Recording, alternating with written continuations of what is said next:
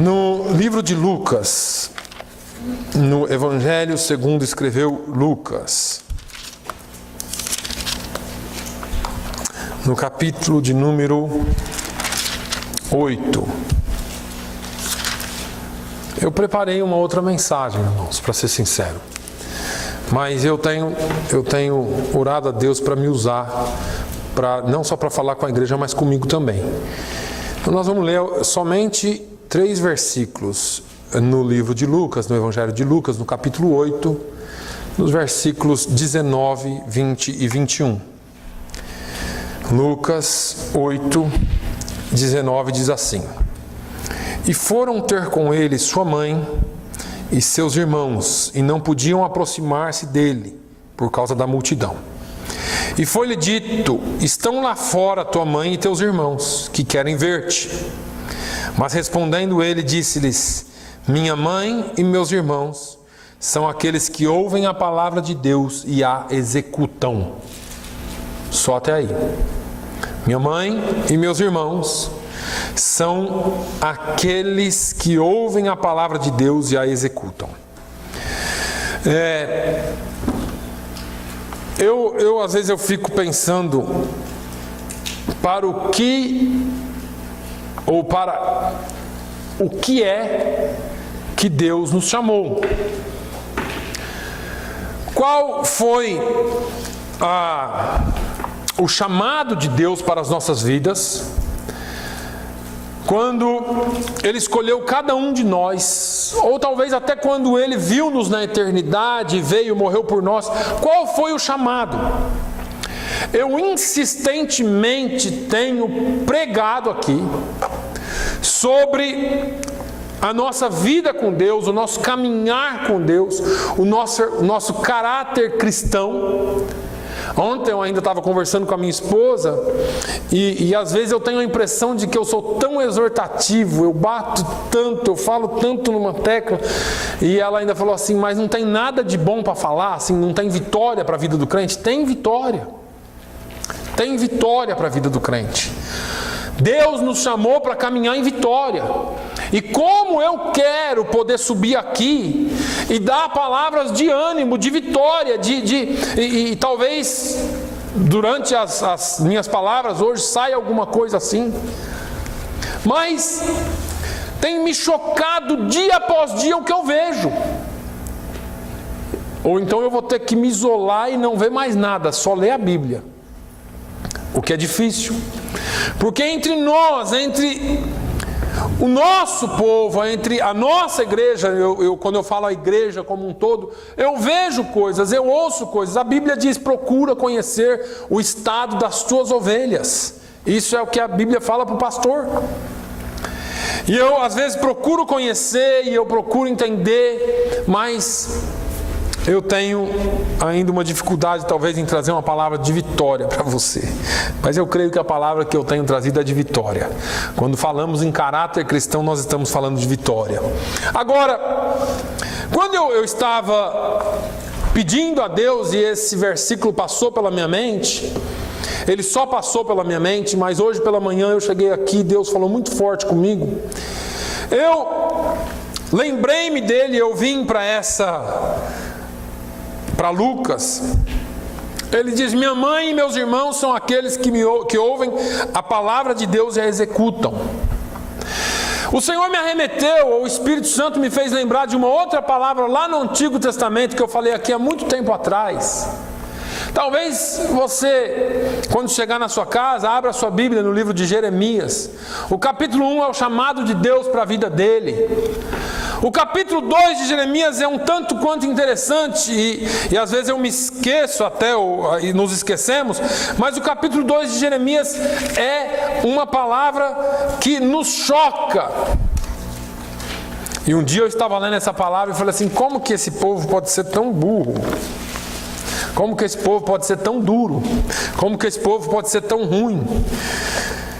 Deus chama o povo de Israel através de Jeremias e começa a falar com Jeremias. Ele fala assim: No capítulo 2, talvez hoje nós só vamos ler a Bíblia, tá? Não esquenta a cabeça não, eu quero só que você pense. Eu quero que você saia daqui hoje pensando. Eu quero fazer uma conexão entre essas duas palavras. Deus chama Jeremias e fala assim: e veio a minha palavra do Senhor dizendo: vai e clama aos ouvidos de Jerusalém, dizendo: assim diz o Senhor, lembro-me de ti, da beneficência da tua mocidade e do amor dos teus desposórios, quando andavas após mim no deserto, numa terra que se não semeava. Então Israel era santidade para o Senhor, e eram as primícias da sua novidade. Todos os que o devoravam eram tidos por culpados, o mal vinha sobre eles, diz o Senhor. Para aí um pouquinho. Deus está falando para Jeremias: Jeremias, fala isso com Israel. Israel, eu lembro de quando eu te chamei, de quando eu te tirei do Egito, de quando eu te coloquei no deserto. Ali no deserto você não semeava, você não tinha como semear, era deserto. Mas entre as linhas Deus está falando: mas eu te alimentei durante 40 anos. Você não tinha o que comer das suas próprias mãos, mas você me amava porque era eu quem dava.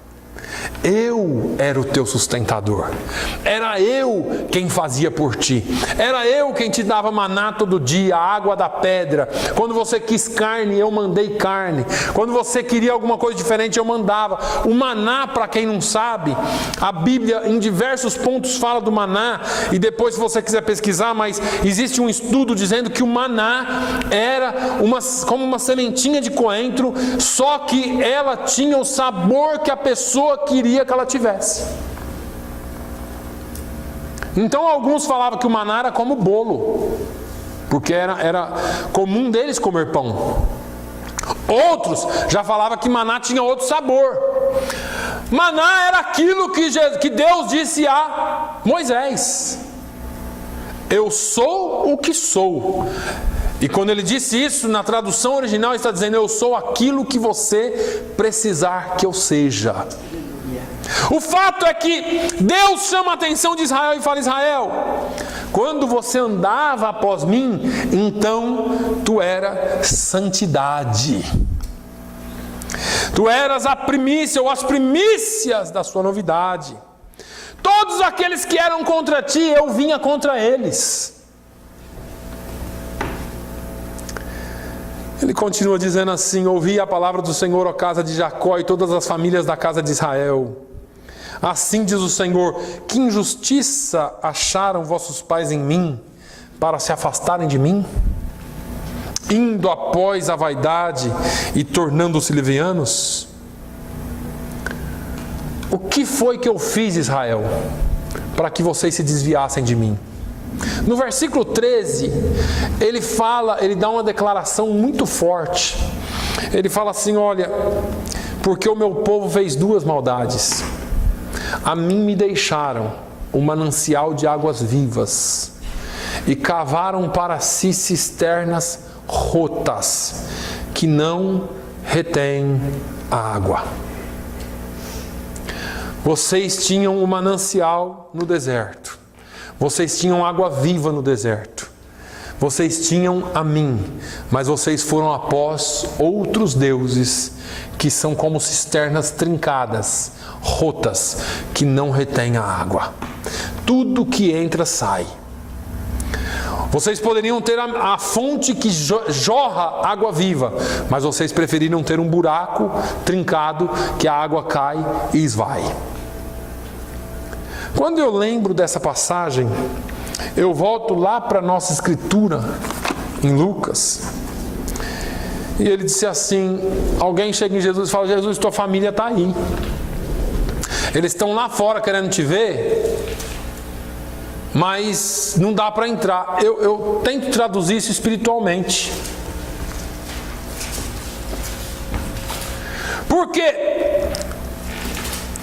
eles eram famílias de carne de Jesus, de sangue, mas eles ainda não tinham visto Jesus como Jesus era. Esse povo aqui, em outra ocasião, foi atrás de Jesus porque alguém veio e falou assim: ó, Jesus está... Ô Maria, seu filho está meio doido. Está falando aí, discursando. E eles foram lá para buscar Jesus. E Jesus, mais uma vez, em outro evangelho, fala assim: olha, minha família são aqueles que fazem a vontade do meu Pai que me enviou. Aqui ele fala, são aqueles que ouvem a palavra de Deus e executam. A pior decadência da igreja é se enganar com a palavra de Deus. A pior decadência que a igreja pode sofrer é uma igreja que hoje ouve uma palavra vazia. E eu vou explicar para vocês por que eu falei da palavra de vitória. Uma palavra aparentemente de vitória, mas que lotam templos, lotam estádios, lotam o que for, onde for, casas de shows, para shows gospel, para pregações gospel, para tudo que é gospel, boate gospel. Agora lançaram lá, me perdoem aqui falar, eu sei que está gravando, uma peça de teatro intitulada Pornô Gospel. Se vocês não sabem o que é desrespeito, está aí um desrespeito. Um desrespeito não só com a religião, mas um desrespeito contra Deus, porque Deus vai cobrar. Para aqueles que não sabem o que é gospel, é gospel, que é a palavra de Deus, que é o evangelho, que é as boas novas. E Deus tem nojo desse tipo de coisa. E Deus vai cobrar. Podem fazer chacota, não tem problema. Nós não vamos brigar. E eu sou até contra quem briga. Quem vai fazer é Deus. Irmãos, a palavra não precisa de defesa. Quando nós falamos em apologética, apologética é a defesa da fé. Mas da nossa fé, não da fé. A Bíblia não precisa de defesa. As pessoas podem riscar, mudar. Alguém diz aí que alguma coisa já foi mudada nas versões originais da Bíblia. Podem mudar. A palavra de Deus, no entanto, não muda. Ela é a mesma. Ela não voltará para si vazia e não cairá por terra. O fato é que eles lotam as casas, os shows. E eu vi um pastor falando essa semana, e é uma pura verdade, eu até compartilhei com algumas pessoas, porque as pessoas estão atrás de um êxtase, elas estão atrás de algo explosivo. Eu falei aqui da dinamite algumas semanas atrás, algo explosivo que encha momentaneamente, mas aquilo que elas buscam não é nada diferente do que se elas buscassem isso num show do mundo. Porque o fim e a finalidade é a mesma, é encher momentaneamente, ir lá e fazer emotivo, e depois compra CD, compra DVD, e existe um lucro em cima disso. As igrejas e os lugares onde se estão pregando a palavra de Deus para que ela seja executada por nós, esses lugares infelizmente estão vazios. Esses lugares, infelizmente, estão vazios. Chamamos todos de irmãos, chamamos todos de crentes, chamamos todos de cristãos, todos aqueles que se intitulam, claro. Mas não são todos que executam a palavra de Deus. Não são todos que estão dispostos a ouvir a palavra e ser transformados por ela. Não são todos que estão dispostos a viver o poder da palavra. Esse tem sido um clamor nosso aqui dessa igreja, irmãos. Onde está o poder da igreja? Onde está o poder da igreja? Por que é que nós não andamos no mesmo poder que os apóstolos andaram? Eles entenderam isso. Quando Jesus estava crucificado e Maria estava lá aos pés da cruz, ele não chamou um dos seus irmãos, uma das suas irmãs, ele falou: João, discípulo, está aí a mulher, cuide dela. Cuide dessa mulher aí. A partir de hoje, você que vai cuidar dela, João. João não era nada de Jesus.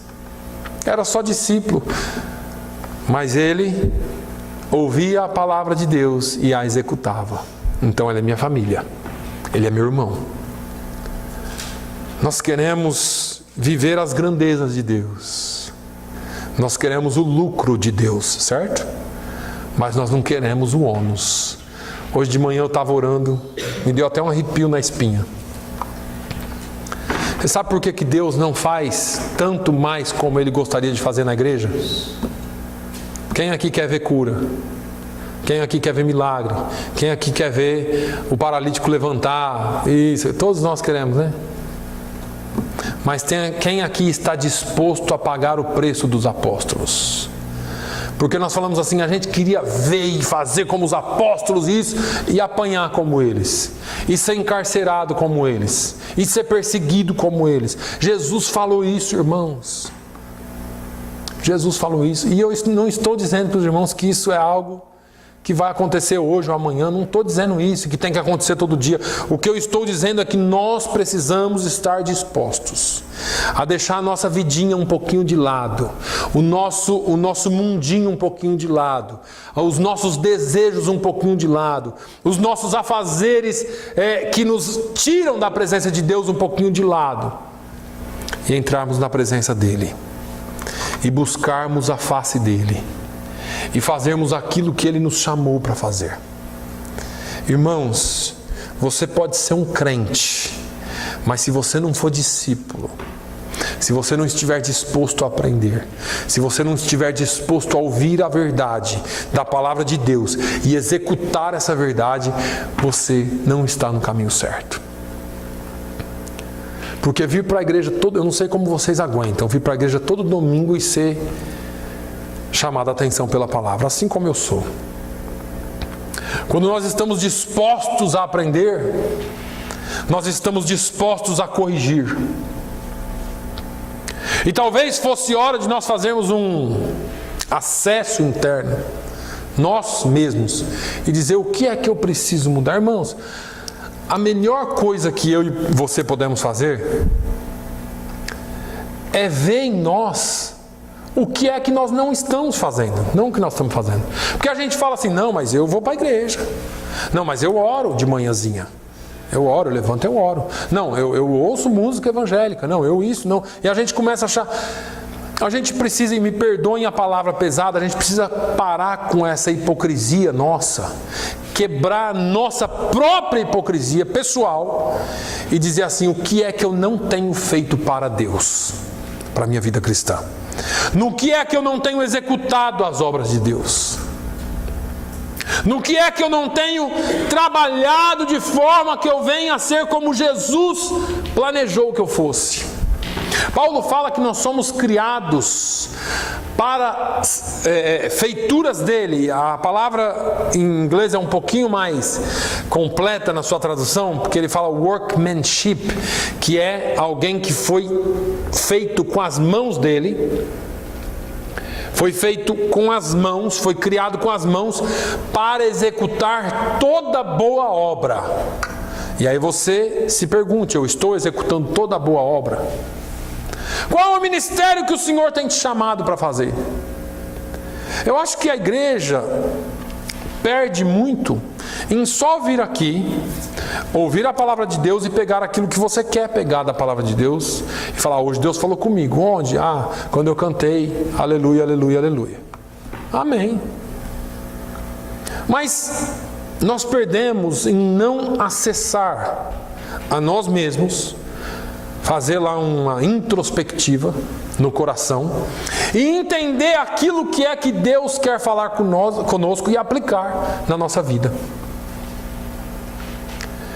Nós aprendemos com esse modelo de pregar e ouvir e nós não compartilhamos mais e não entendemos mais aquilo que o Senhor quer fazer. A palavra de Deus nos ensina, irmãos, que o nosso sacrifício vivo, santo e agradável é o culto racional, não no domingo de manhã, mas de todos os dias da nossa vida. é entregar o nosso corpo diante de Deus para fazer toda a boa obra para a qual Ele nos chamou. A palavra de Deus nos leva, irmãos, a fazer a vontade de Deus, quando Tiago fala assim, olha, sede, pois, praticantes da palavra e não só ouvintes. Jesus está falando a mesma coisa aqui, olha, vocês querem ser meus irmãos, querem fazer parte da minha família, vocês precisam ouvir a palavra de Deus, mas vocês precisam executar a palavra de Deus. O fato é que nós ouvimos muito, sabemos isso aqui de cor e salteado. Ah, porque a Bíblia diz isso, porque a Bíblia diz aquilo. O que é que tem sido real e realidade em sua vida? Nós temos tomado atitudes. Eu tenho lido uma devocional todos os dias sobre, e um dia desses eu vou acabar pregando sobre isso aqui, porque são 30 dias, mas são palavras curtas que a gente pode juntar, mas é muito interessante que ele diz assim, olha, como Paulo fala, é uma decisão consciente. O que é que conscientemente nós decidimos fazer para servir a Deus de maneira íntegra? Porque infelizmente alguém me marcou numa pregação que eu já havia ouvido ontem, e um pastor diz que se você nasceu nos últimos 20 anos dentro da igreja, ou se você se converteu nos últimos 20 anos, é bem provável que você não conheça o Evangelho. Eu já falei isso aqui. É bem provável que você não conheça o Evangelho do jeito que ele é. Porque o Evangelho que tem sido pregado nos últimos 20 anos é um Evangelho de brincadeira. É um Evangelho que não desafia. Ele só te desafia a conseguir coisas para você. Ouvi o pastor dizendo ontem que os nossos montes, ou seja, as nossas orações, são em favor de nós mesmos. E eu tenho falado isso aqui constantemente. Oramos por nós mesmos, queremos a bênção de Deus para nós. O nosso evangelho conhecido hoje é um evangelho de bênçãos. Jesus falou um negócio todo, eu acho que Jesus não, eu não sei se Jesus está nesse negócio não, porque Jesus falou totalmente ao contrário. Vós sereis odiados por todos por causa do meu nome. Vós sereis perseguidos por causa do meu nome. Vós sereis açoitados, presos, lançados nas prisões. Quando inventando toda sorte de mentira contra vós, vos lançarem na prisão. Eu já falei sobre isso aqui também. Quando Paulo veio pregando o Evangelho, ele falou assim, ó, eu já apanhei, já sofri, já me jogaram de muro, já quase me mataram, já sofri naufrágios, aí tá afim? Só que ele falou assim, olha, eu vim não com palavras, mas eu vim com demonstração e poder. Irmãos, ninguém pode fazer a vontade do Pai, ninguém pode executar a palavra de Deus se não tiver o poder de Deus. Paulo disse assim, mas enchei-vos do Espírito. Não vos embriaguei com vinho, mas enchei-vos do Espírito. Se nós não buscarmos em Deus a ação do Espírito Santo em nós, uma ação não explosiva, como eu disse aqui domingo passado, de dinamite, mas de dínamo, uma força constante que nos leva todos os dias a executar as obras de Deus. Eu já falei para os irmãos aqui, eu dou risada, eu não estou desfazendo de nenhum estilo de ninguém, cada um tem uma personalidade. Mas eu não vejo aqui Paulo, quando Eutico caiu da janela, Paulo desceu e já deu uma sapateada e já falou em língua e foi lá e eu vou orar aqui agora e o espírito dele vai voltar e aquele negócio. Não, Paulo ajoelhou ali, olhou, orou e falou, ele está vivo. Está vivo. Eu não sei se eu já mencionei para os irmãos aqui, a história paralela disso diz que Lucas estava com ele. E Lucas era médico. E Lucas desceu, olhou e falou, Paulo, está morto.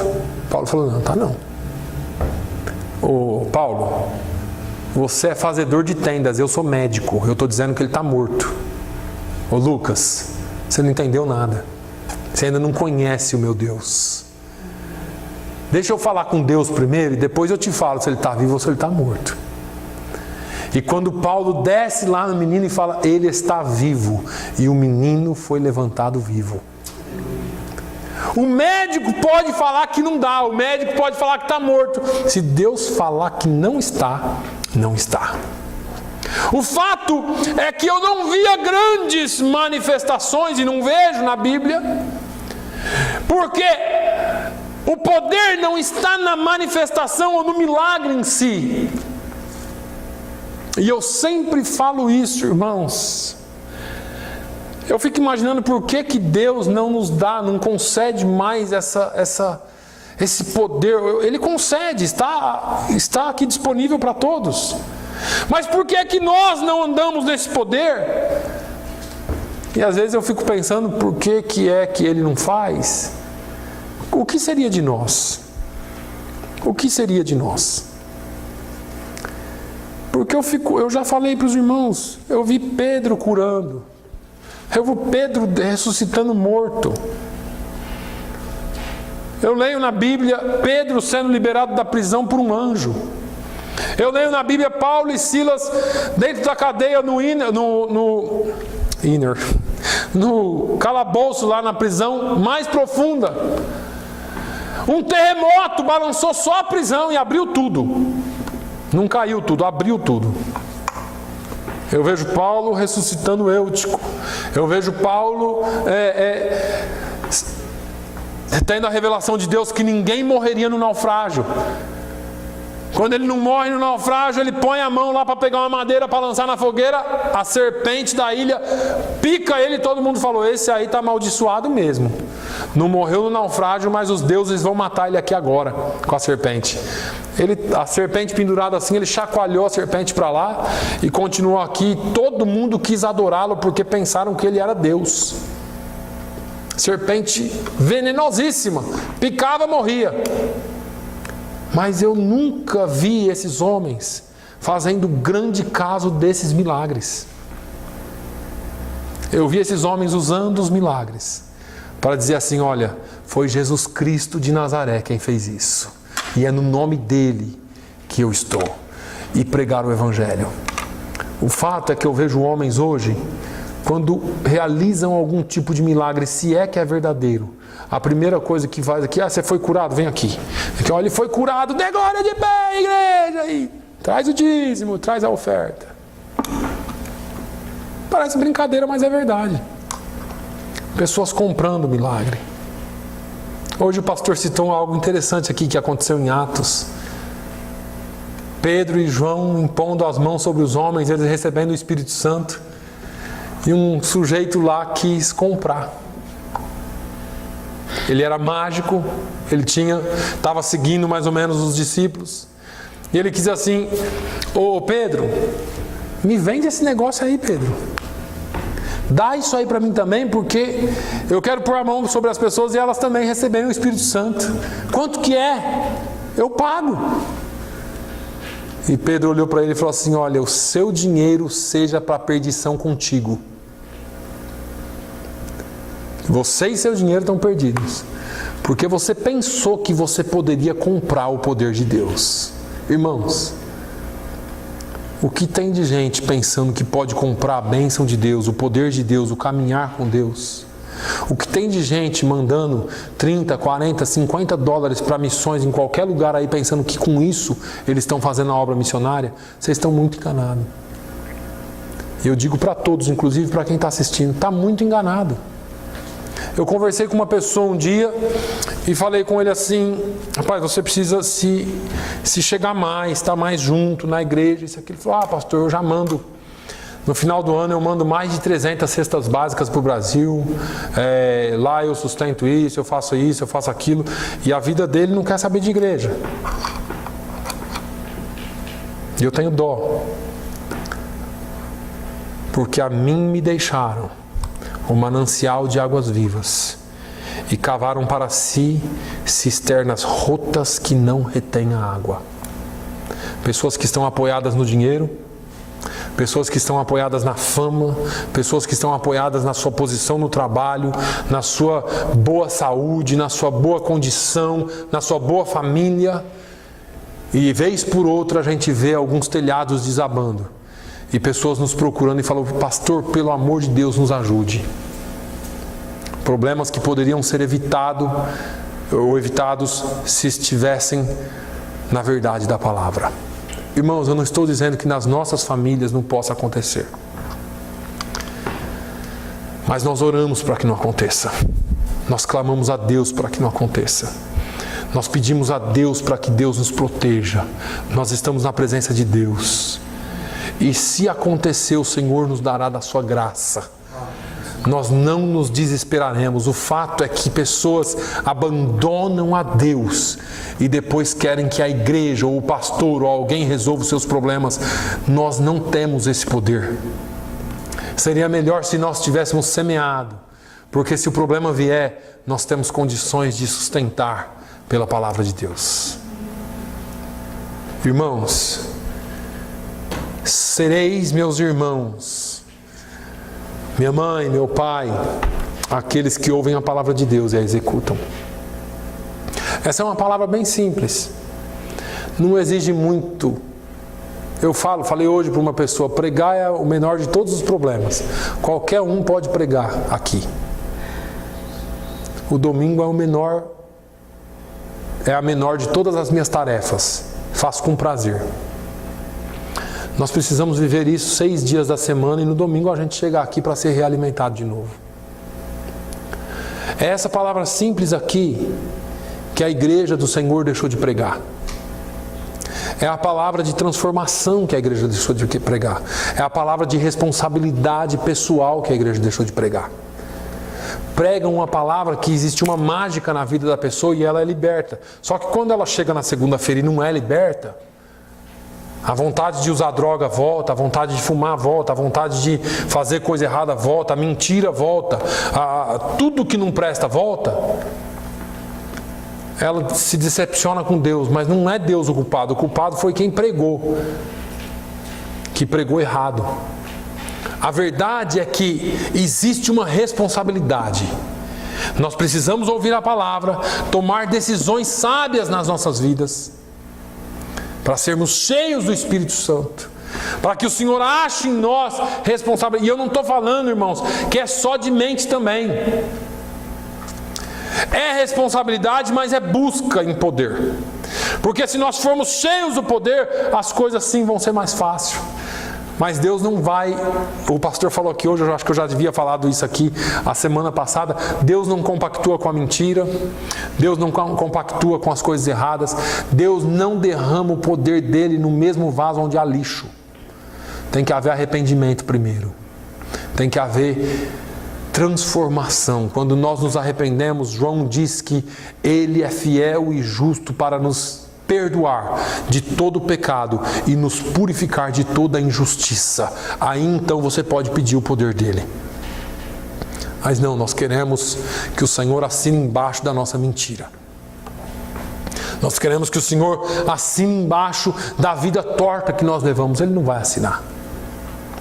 Ele não vai compactuar com isso. Ele não vai encher uma igreja de poder se a sua vida não estiver alinhada com Ele. E se a sua motivação não for glorificar o nome dEle.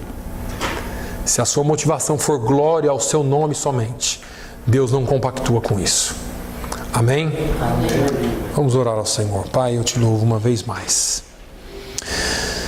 Eu te engrandeço uma vez mais, Senhor, pelo seu amor, pela sua graça, pela sua unção. Eu quero te pedir, ó Deus, que o Senhor continue a nos ensinar segundo a tua palavra. Que o Senhor nos fortaleça, ó Deus. Que o Senhor nos dê saúde. Que o Senhor, ó Deus, continue a salvar. Senhor, eu sei que nós não precisamos de gritos, nós não precisamos de nenhum tipo de expressão corporal para que o Senhor age em nós. O Senhor age ainda que estejamos mortos. O Senhor diz que aquele que crê em Ti, ainda que esteja morto, viverá. E nós cremos na Tua palavra. Meu Deus, fortaleça-nos. Enche-nos, ó Deus, com a força do Teu Espírito. Que o Teu nome seja glorificado em nós. Que a nossa vida seja expressão do Seu amor para o mundo. Ó meu Deus, nós queremos executar a Tua palavra, obedecer a Tua palavra, sermos fiéis a Ti e andarmos segundo a Tua vontade. Só nos dê força, Senhor. Senhor, continue a fazer de nós resposta para a oração de muitos. Teu nome seja louvado em nós. É o que eu te peço no nome de Jesus. Amém. Que o amor de Deus, a graça do nosso Senhor e Salvador Jesus Cristo, a comunhão e a consolação do Espírito Santo seja sobre todo o povo de Deus hoje e sempre. Todos digam amém. Amém.